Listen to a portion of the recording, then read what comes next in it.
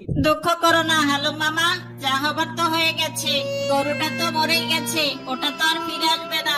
তুমি এক কাজ করো, তোমার মেয়ে হালিমাকে নিয়ে কোরবানির মাঠে চলো, আমরা সবাই মিলে এই ছাগলটাই কোরবানি করব।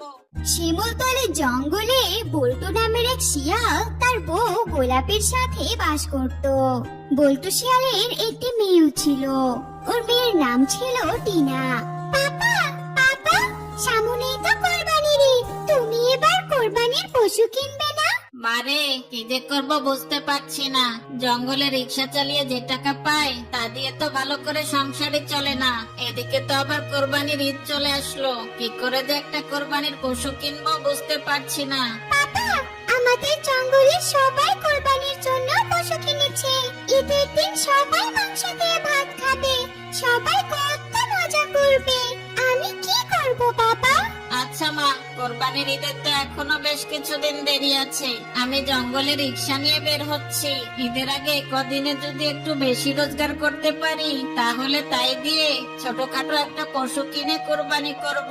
এই বলে বল্টু শিয়াল ওর রিক্সা নিয়ে জঙ্গলে চলে গেল।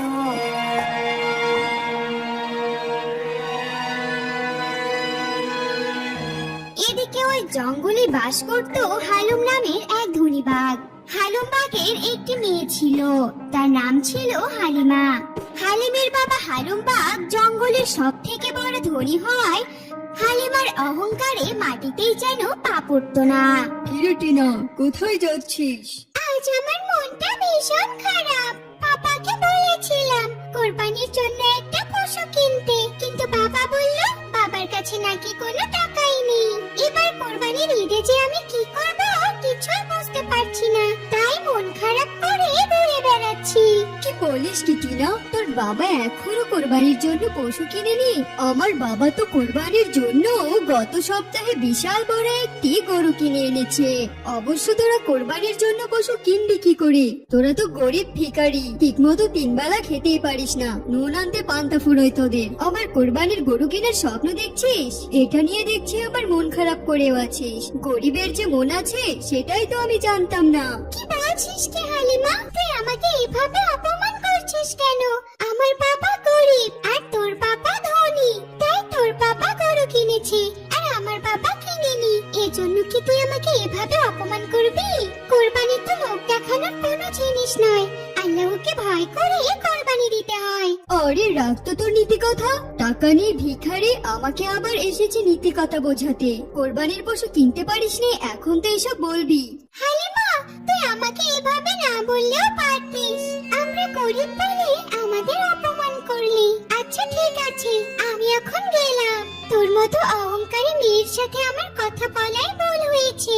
এরপর টিনা সেখান থেকে চলে গেল।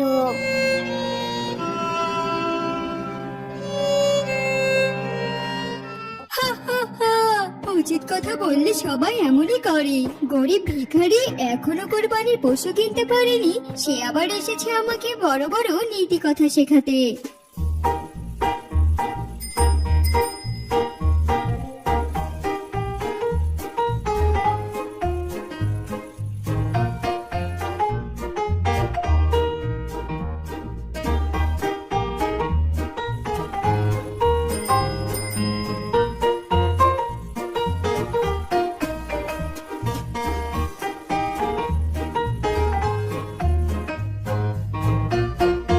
কিংকং ভাই, আর কিছুদিন পরে তো কোরবানির ঈদ। আমার মেয়েটা বায়না ধরেছে এবার যাতে ওকে আমি একটা কোরবানির পশু কিনে দেই, তাই আমি সকাল থেকে জঙ্গলে রিক্সা চালাচ্ছি।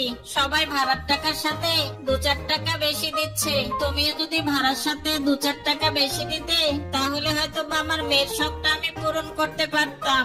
আরে বাহ, তোমার মেয়ে তো খুব ভালো সিদ্ধান্ত নিয়েছে। ছোট হোক বড় হোক, কোরবানি সবাইকে দেওয়া উচিত। আমি তোমার ভাড়ার সাথে সাথে 1000 টাকা বেশি দিচ্ছি। ছোটখাটো একটা পশু কিনে নিও, বুঝেছো? এই নাও। ধন্যবাদ কিংকং ভাই, তোমার জন্য হয়তো বা আমার মেয়ের আশাটা পূরণ হবে। এই গরিব রিক্সা চালক শিয়াল এবার একটা ছোটখাটো কোরবানিও দিতে পারবে। ধন্যবাদ দিতে হবে না শিয়াল ভাই, কুরবানি তো কোনো লোক দেখানো বিষয় না, সবাইকে নিয়ে কুরবানি করা উচিত। আমরা কুরবানি করি আল্লাহর সন্তুষ্টির জন্য। তুমি গরিব বলে তুমি কুরবানি দিতে পারবে না এমন তো কথা নেই। কুরবানি তো ছোট ছাগল থেকে শুরু করে গরু মহিষ উট পর্যন্ত কুরবানি করা যায়। তোমার যা সামর্থ্য আছে তুমি তাই দিয়ে ছোটখাটো একটা কুরবানি দিবে, বুঝেছো? কিংকং ভাই, সবাই যদি তোমার মতো হতো তাহলে এই সমাজে ধনী গরিবের মধ্যে কোনো বৈষম্য থাকতো না। তোমাকে অনেক ধন্যবাদ কিংকং ভাই। কিংকংকে ধন্যবাদ দিয়ে বল্টু শিয়াল রিক্সা নিয়ে সেখান থেকে চলে আসলো। মা হালিমা, কোথায় গিয়েছিলি? সারাদিন জঙ্গলে টই টই করে ঘুরে বেড়াস, ব্যাপারটা কি বলতো আমায়? আর বলো না বাবা, জঙ্গলে ওই গরিব দুঃখী ভিখারি টিনার সাথে দেখা হয়েছিল। ওর বাবা এখনো কোরবানির পশু কিনতে পারেনি, সে আবার আমাকে এসেছে বড় বড় নীতি কথা শেখাতে। তাই নাকি?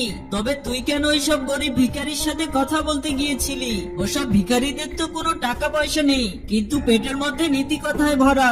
ওদের থেকে সব সময় দূরে থাকাই ভালো। কখন আবার টাকা পয়সা চেয়ে বসি, বলা তো যায় না।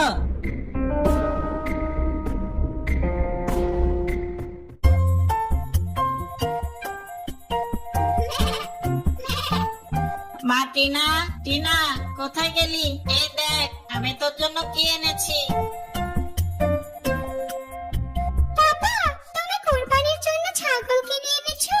বাহ বাবা, আমাদের ছাগলটা তো অনেক সুন্দর হয়েছে। হ্যাঁ রে মা, কদিন অনেক পরিশ্রম করে মানুষের কাছে চেয়ে চিমটে কিছু টাকা জোগাড় করেছিলাম, সেই টাকা দিয়ে এই ছাগলটা কিনে আনলাম। এবার কোরবানি ঈদে আল্লাহর নামে এই ছাগলটাই কোরবানি দিব। তুই খুশি হসনি মা? আমি অনেক খুশি হয়েছি বাবা।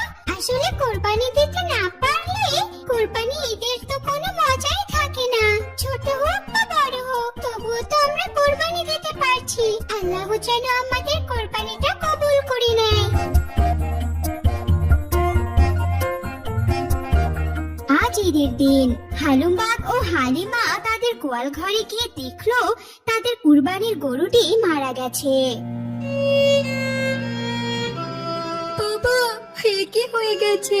আমাদের কোরবানির গরুটা তো মারা গেছে, আমরা এখন কি কোরবানি দিব? সবাই তো সবার কোরবানির পশু নিয়ে মাঠে যাচ্ছে। মানে আসলে আমাদেরই দোষ ছিল, আমরা কোরবানির পশু নিয়ে অনেক অহংকার করেছিলাম, এজন্যই আল্লাহ মনে হয় আমাদের কোরবানির গরুটা কেড়ে নিয়েছে। আমাদের কোরবানির গরুটা সে কবুল করেনি। আসলে কোরবানির পশু নিয়ে কখনো অহংকার করা ঠিক নয়। ছোট হোক বড় হোক, সবাইকে কোরবানি দেওয়ার জন্য সাহায্য করা উচিত। হ্যাঁ বাবা, তুমি ঠিকই বলেছ। আমি আর কোনোদিন কারোর সাথে কোরবানির পশু নিয়ে ঠাট্টা মজা করব না।